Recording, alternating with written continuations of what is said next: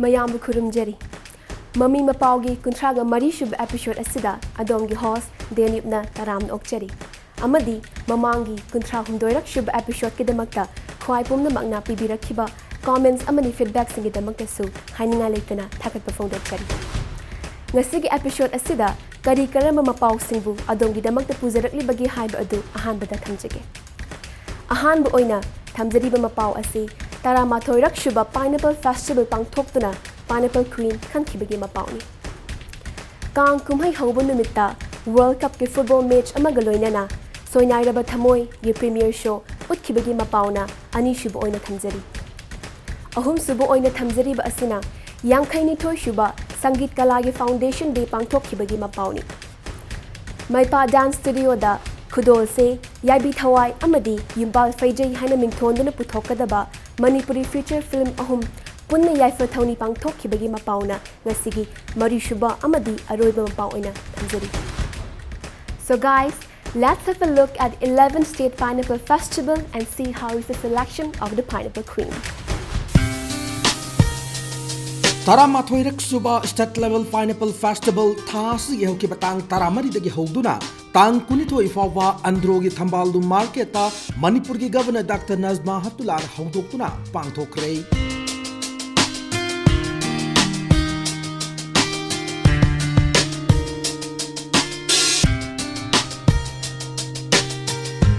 Notice Council Gimiyang Makada Development Committee Andro Kendra Sinduna Status da Kihom Pambi Hena Taduna Kihom di Potok Hena Putok no Pandamda Pangtok Liba Pineapple Festival Ase Haugdokpu Thormaduda Health Minister L. Jentakuma Forest and Environment Minister Thaunozam Sam Kuma MLA L. Rameshwaramade Ait Dingo na Chingba Kasu Sarugya Kiamade Nupi Singtana Pamba Kihom gi stol chama humpum doi Loinana Chana Tagnanaba Tongan Tongan ba stol kaya masu hangki.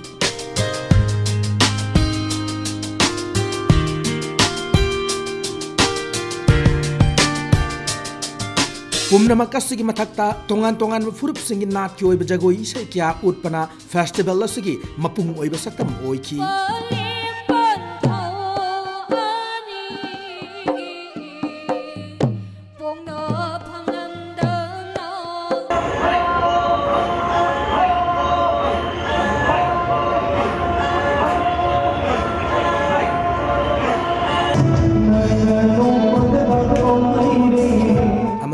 Lamdam asigi saknairaba saisakloi kyana lanthokhiba matam isai singnasu festival asibu kaungam-dana ningsing hongnanabagi maram amasu chauna oikhidaba natte.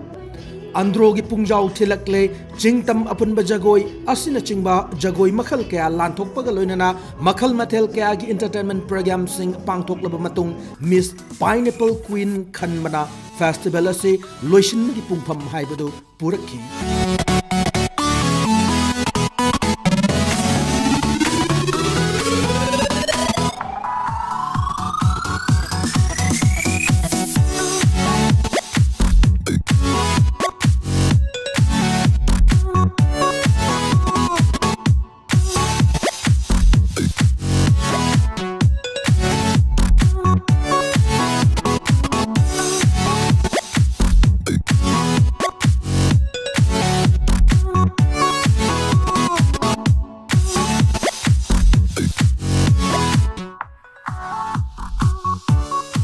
Hi guys, this is Miss Pineapple Queen 2018, the 4th Miss Pineapple Queen 2018 Pangtok Chariba function asina Andro Dani. Mayam Auzik Sathariba background the Yangpiriba asi Miss Pineapple Queen gi third round Sathazari Masigi Matungda akoi 10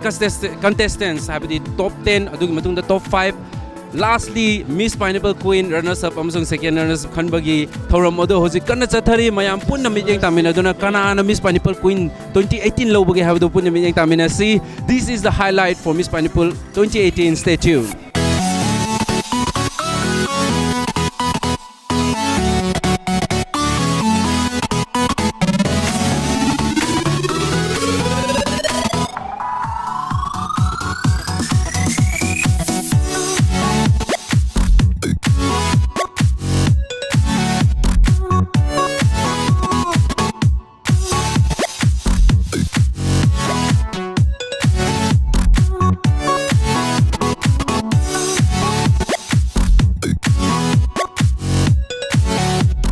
And the second runner-up goes to Susna Maibam, contestant number 39.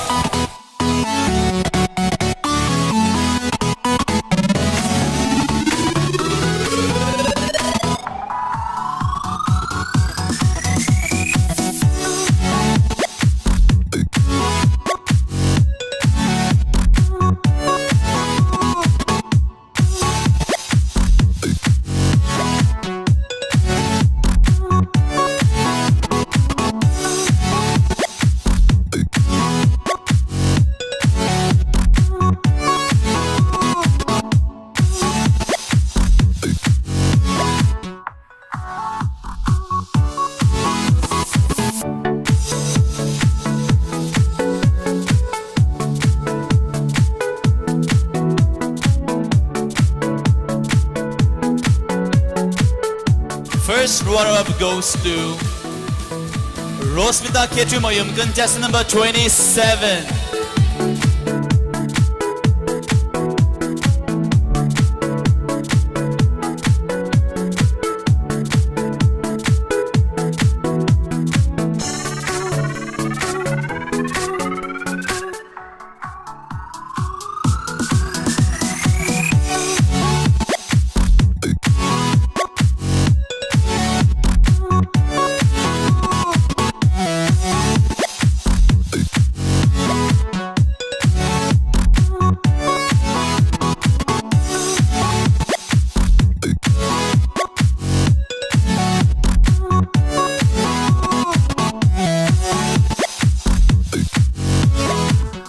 All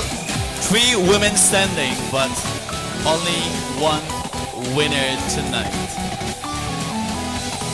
And the winner of Miss Pineapple Queen 2018 is... Please put your hands together and welcome contestant number 13, Melody!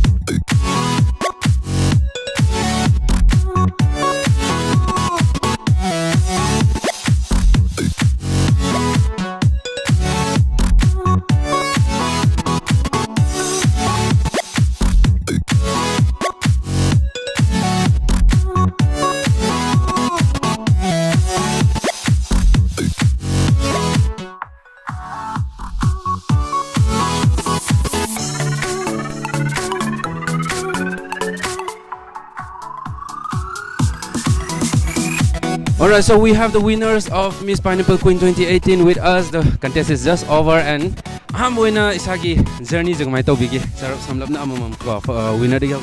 journey. Your journey my journey, to speak about my journey is like a totally blank. I'm so new to this kind of field. I have never participated in any of the contests, so this is my first time and I got a big achievement in my first attempt, so it's a very proud moment for me. Thank you so much. Okay, alright, well deserved and congratulations. My journey was a very amazing one. There were lots of ups and downs, but my parents supported me a lot, and my friends and my seniors. Thank you everyone for the support and love. Thank you. Are you satisfied with the first and subtitle? Yes, I'm very much satisfied. Thank you for that. Yeah, it's been a great journey, and I have made a new friends, new opportunities, and I have gained so much knowledge and so much confidence here. So I will say it was a great journey. So, after this achievement, would like to go out for some higher achievements like the state or the Northeast or any even Miss India. Of course, I will definitely go for it because I'm someone who loves to go for new things. So as long as I'm living my life, I'm going to try new things. Yes, I would like to promote and take the level of my channel more bigger level. I plan to join even the Miss World title also. Thank you. Right, that's a very nice one. All the very best. And yes, I will join a bigger pageant because this platform will take my first achievement and I'll join a bigger pageant. And I'm very satisfied with this platform and with this crown tonight. Thank you very much. Congratulations and to all the girls, beautiful ladies. So that was Miss Pineapple Queen 2018. This is Mami Mapao with cameraman Derek. Thank you so much for watching. Wow, what an event! Kihom gi pothok hengatpada khakta natana lamdam asida tourism gi lamdashu achauba inot piba ngamgadaba festival ni. Makha tarakpadashu hena chauna sinba ngambu oibiyu. Hojik amuk miyamna khaurang na ngaina rakhiba Manipuri feature film Soinairaba Thamoi gi premiere show Kang Kumhai gi ahobu numitta World Cup ki football match amaga loinana Lamboi Khongnang Khongda leiba Trade Expo Center da utkibagi mapao asi amuk kamdobagi haibadu miing taminasi.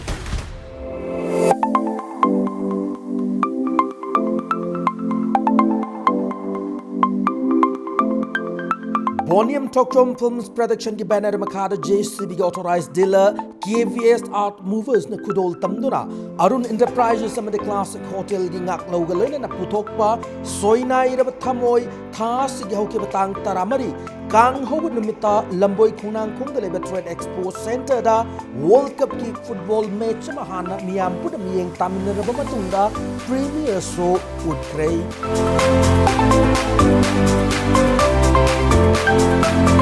Idamdam gi damakta kari hom bakra actor moina producer moina tawom thokra ha wakal loda gasigi just football gi event sigalona na World Cup gi third place match sigalona na agi movie premiere si mangda pangthok chabane kasu thodo oi haingai lejede aduga especially si matang dai tare especially football gi matang site hena su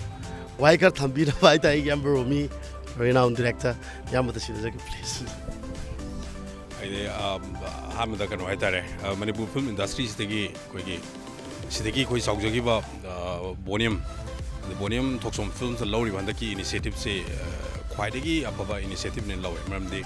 Manipur si malem gi map ti yamatam da youtube maton da bakpa leba amuk chawbna te adubu sana khonabagi lamdadi pikraba lamsidagi khoidagi thokiba player mayam sina malem da Manipur se kai legi ase saktai ana sigi marak sida khogi film gi paternity degi ma thoga khogi world cup ki matam si oiba khakti natana ma to pa hana gi su haitara mi yam mateng pang ko pa mase ina su gi le experience ara as a filmmaker magi initiative si asugi matik thaga ninge the movie premiere si mana nangi namjari ba kano sing si premiere have no mr loire kwai gi ngai jibnu menu but magi premiere sin second da thamraga ahan ba si khogi football gi live khoi world cup ki third place match put pase ai gi na kan digi mase su matik ngai aduga magi hoji ka pudo film si adi yamna miyamna khwadi pamna ba di atiapak na wang ga gi mina khangma film do orsunu have si ai wish pizere Lamdam asigi maming leraba iba herojit nauraiban gi wari da pankhan liba Manipuri feature film asina miyamda sapong banumit ado kumhai numit oijerba su miyoisa kya na chon tinki asigi film si tasengna aina hijar pasing dagi yamna masang oi ba haitare ko adugum story ma khangni aduga message ki di film si da piriba message tasengna kana gumba amabu fattaba lambi da chaluraga su akoina mu pusalakwa matamda mahaki hainagar habit se ongdokpa ngamdabagi aduda mangonda pusalauba mi duda awaba ta hoba mi life si karigumba koina angang amana drawing tawduna yekning balai ma yekpadadi soigre na mutatpa yai ko adagi amu hana yekpa yai adu ba kogi life si di soigragadi amu hana yekpa yade aduduna yam section fataba mi manak nakanu hadu mapagi yarakta takiba halaman gi yarakta takiba adugumba ꯃꯦꯁꯦꯖꯅꯤ ꯑꯗꯨꯒ ꯇꯁꯦꯡꯅꯗꯤ ꯐꯤꯂꯝꯁꯤꯒꯤ ꯊꯤꯝꯕꯨꯗꯤ romantic ꯃꯨꯚꯤꯅꯤꯀꯣ ꯑꯗꯨꯒ ꯌꯥꯝ ꯀꯟꯅ ꯁꯤꯗ message ꯍꯣꯏ ꯑꯍꯜ ꯂꯃꯟ ꯍꯥꯏꯕ ꯏꯟꯗꯕꯒꯤ ꯑꯗꯒꯤ ꯃꯐꯝ ꯆꯥꯗꯕ ꯅꯨꯡꯁꯤꯕꯗ ꯊꯃꯣꯏ ꯄꯤꯔꯨꯕꯒꯤ ꯑꯋꯥꯕ ꯍꯥꯏꯗꯤ ꯑꯗꯒꯤ ꯅꯨꯡꯁꯤꯕꯁꯤꯅ ꯑꯃꯨꯛ ꯊꯨꯡꯅꯔꯣꯏ ꯈꯪꯉꯕ ꯅꯨꯡꯁꯤꯕꯁꯤꯅ ꯍꯦꯟꯅ ꯅꯨꯡꯁꯤꯕ ꯍꯦꯟꯒꯠꯂꯛꯄ ꯃꯤꯑꯣꯏꯕꯒꯤ ꯂꯥꯏꯐꯇ ꯃꯤ ꯄꯨꯝꯅꯃꯛ ꯁꯦꯀ꯭ꯔꯦꯁꯤ ꯂꯩꯅꯕ ꯉꯥꯛꯇꯅꯤꯀꯣ ꯂꯥꯏꯐ ꯍꯥꯏꯕꯁꯤꯀꯣ ꯑꯗꯨꯅ ꯑꯗꯨꯝꯕꯒꯤ ꯊꯃꯣꯏꯗ ꯄꯤꯔꯤꯕ ꯆꯩꯅꯥꯗꯨꯅ ꯑꯩꯅ ꯐꯤꯂꯝꯁꯤꯗ ꯎꯠꯆꯔꯤꯕꯁꯤ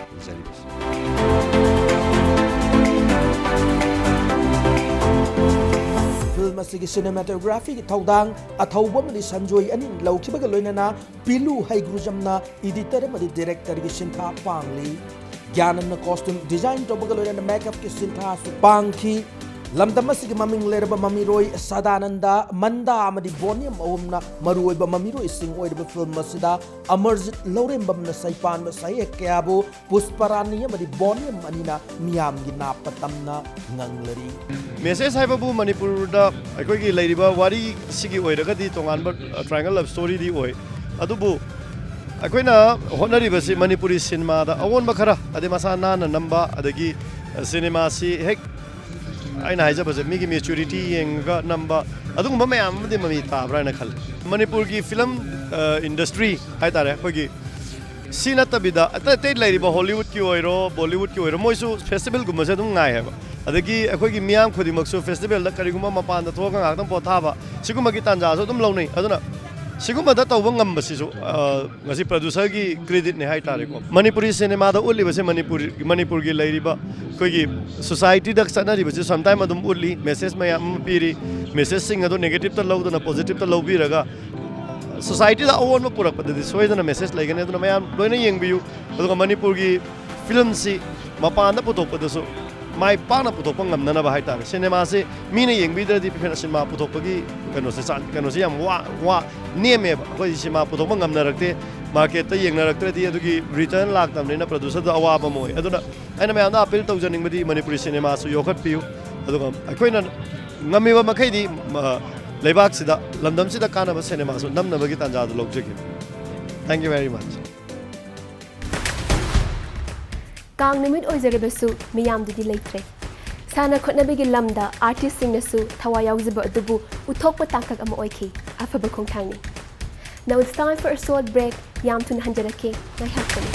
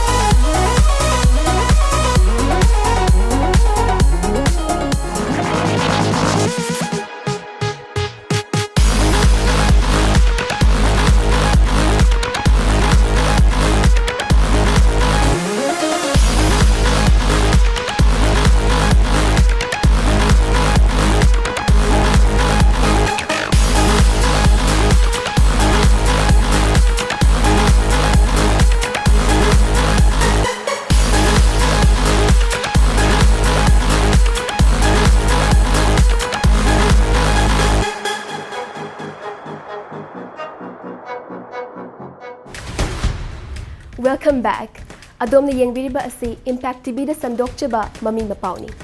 Hojik break ki matungda adom gi demakta pujarakliba Sangit Kalagi yang khaini thoi shuba foundation dei pangthokkhibagi Mapao asi kamdobage haibadu nikin taminai.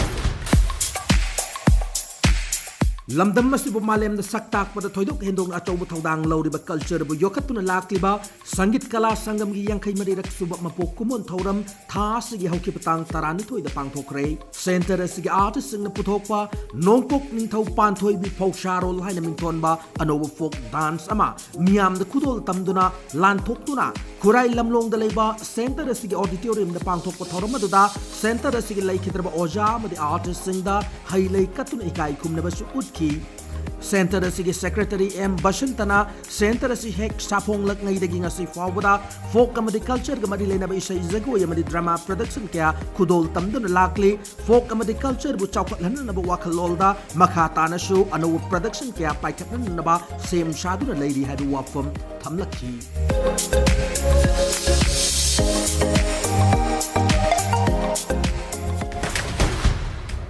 Manipuri film gi heroine ayambagi film da khongdaraknabagi machak asi nat koiba jagoina soidena oigani haiba asi haimanba thokloi jagoi isai yokhatpada achauba thodang lawbiriba loop asigi mapok kumon yamna fazana sinbiri olakpada hena fazana pangthokpa ngamba oibi hojik amuk ngasigi episode asigi aroibu oina thamjariba Manipuri feature film ahumgi yaifa thoni thauram punna pangthokhibagi mapao asi abuk mitling taminai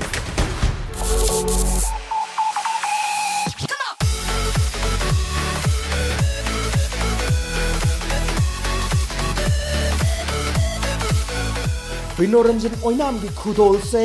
GS nanaugi yaibi thawai loina na Santi Ranski yumbal faijai hena nungthonba wari sini yumpham oidena puthokadaba Manipuri feature film ahomgi yaifa thoni thauram Westo Kaisham Pata leiba Maipa Dance and Fitness Studio da thasigi haukibatang kunithoi nomaijin numit pangthokre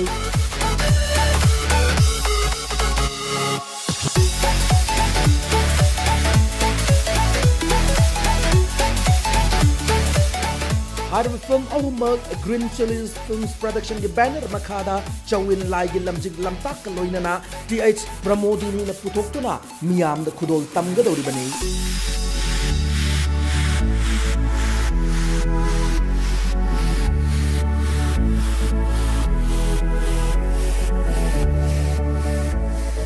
Hi guys, this is Tenzing. Ako na hujik laibam pham asi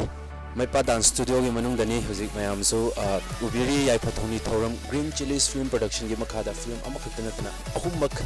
nasi club oina yai phathoni thoram adu gi thoram adu pangdok chali film sing gi mamingna khudol se yai bi thawai amasung bunbal faizai film sing ase poster se u matam yam interesting oiba film khudimak se tong an loin ui mayam casting amasung film gi crews mazi producers writers sing athing duna film ase gi matang da kari umba khatang khangna na ba mayam puna yingnas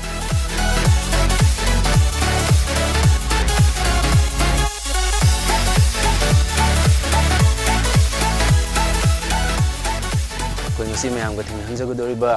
artists sing crew members adigi main cast loinamak leijare director oigadoriba khoigi tamo chawin lai film asi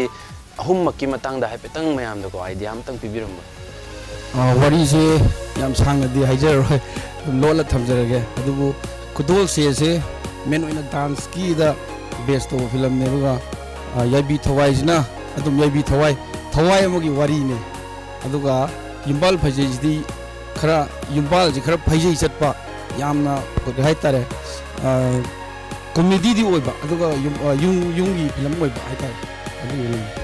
film amagi main cast size gare khoi dama has name se yam kuina film dagi sulap tho ure amu hana film na nong nam lak tori ko mayam na ju yam pamna ba yam timan lein ba actor ma so irami andagi film se dadi dama has ki role se aduga karma film na no dama has na lead oina lobi ga do se have se habtang Jose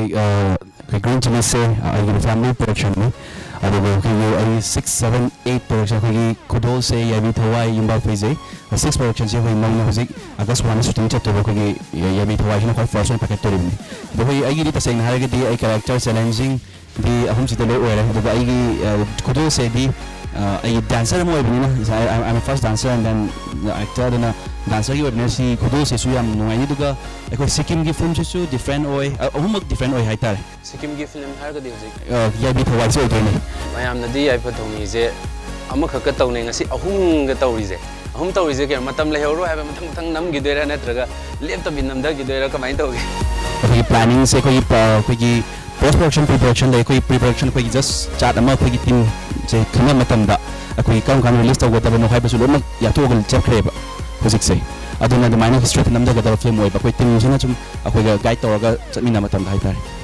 Santi hanadigi adum production manager oina mayamna adum khangbire ada Santi na ngasi film ahummak sigi haidi mathang mathang dum namda gi dore film sigi nambagi challenge sing se aduga ta Santi gi kitang film ji namga dabagi haidi ta Santi da phawba keno je mayam cast mayam bisena deni sigi tang da biro segna sigi keno yam thina di challenge hore maram di engon da su yamna ko ngawba ma su ori hoji hoji sigi che ngasagi one time the film ahum morat tawsale adagi hoji director gi apam gi matungina hai tare then artist ki se du lono matam da su hoji ti yamna artist sing ji tai doi bani na makhoi da contract tawraga phangna bo hona ba su yamna waba ma su hoiba koina aham da di dum tha manga truk ka changam ba ka se hoji tawrei ba target si da di film ma da tha ma makhai ani bo ki manung lo selak gi target tawraga puthokna ba si kana honra pa film se yamna out of station mapalam da noina koi 70% gum namak pa adagi film ma da na 30% namak pa film ma da na 40-50% namak pa sumaina laibani na table work to bo matam da chaye na base dum yaure ta Santi ngasagi film ama namba ha base koi yam kishor arai ba thaba amna te ngasagi sel dagi su sel zum yam sang ka da film ahum namdar ko je production gi de kamai toroke arrangement ji ju loina mak loi biraba ajikse kamai leibi ayamana akhoi gi kano tawre hojik arrangement je loisale habiti yare ama hojik namba horani sigi production ji lor matungda akhoi release tawrani sidagi su akhoina hek thado ke baga film ama paikhalak pa horinga sida sigi akhoina thado film sidagi amuk lakpa income sina akhoi keno tawraga sum mathang step by step release tawrpogi processing ji ne tawna rei ji ngasai artist sing schedule ke ke jo haibi khre adugi sigi mari leina na ngasai ge koi gi most demanded actor female actor ko koi bala hi jam masamak se leijari bala na yaubir ba film asina karam badano hum jigi marakta humakta yauribra role sina kamai tawgige aina yagzagadab se khudol sega aduga yaibi thawaiga ani se oigani do khudol se haiba film da jo bala yaudori ko aduda film se dance ki ne ana jo taje adu dance ki film ma oib je Manipur gi oina di han haigadra mayam na jo am expect thamgadaba male bala nandi sigi matang da di kamaina preparation tawbige dance ki matang se da ko isai sakpa singer oiba adagi actor oiba doctor oiba engineer oiba mayam gi film wadi storyline chingba family drama da pushalaga mayam namme adu chapchaba khudol segi chapchaba story makte khangzadri aduga ngasai gi jagoina namna focus tawraga namni haiba se ngasai gi crew dagi horaga technically yamna advance oidaba yaroi haiba gi thazaba aduga si yam challenging oiba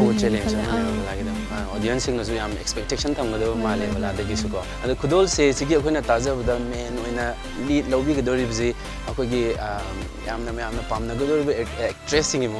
mayam marakta ama oi ga dori ba akhogi Elina haraga di aina kana leibi ba child artist Elina gi role se mayam da kitang khangan bi be agadro ai je dames ka jebala gi macha oini na haiba ado ai atai pan khangre Elina je mayam da ko kadai da gino adagi chahi kya sure class kya kare adu mayam da habiting introduction am tobino ai nambon da gine ai classes kai ai chahi di tara sure I guess school mina writer school okay adaki film se kari yaw mutamda hadin nong yaw gadar je main ka su ore kari phobige mayam da kai haibening ba kitang message am pibiram ai punchi sina ai han mel oi belobna ai sa kitang di pakhat pam di fa ado ai na soira ga su dum mayam dum support and video hai we are support to video haninge Yumbal Faizai gi akogi sagi production manager su oiriba masamak na story iri ne sagi story irak puse adinga sagi idea je kamai to bige script writer sing se haidi Manipur ju wari ju mayam laigre wari je kamai to bige kitang incident ama u matam da wari je ta sakap ngambra natragana script se idea je kamai lakpi gi ke no gida wari si di ai ta se na thi li thok saningdre ke no dina ga sagi hidden na adu comedy da focus ta wai wani aseng bagi di reality da comedy changela koi wane real comedy do adanga sagi akhoi nampu da nuhon bana ta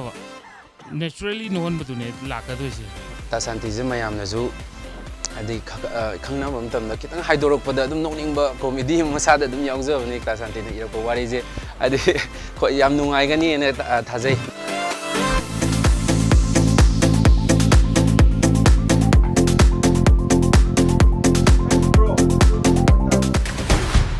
Film production asi hekta pipeline da mari laikhibagi wari ni. Film ahummak mai pakna magun laina puthokpo obiu. Mami Mapao gi mai kaidagi su miss pizari. And now that's all we have for you in this episode. Mathangi episode ta ahen entertainment news kaya galoina na soidena lakchige. But you guys, please to subscribe our YouTube channel and don't forget to comment your feedbacks and also to press like on this like. Bye.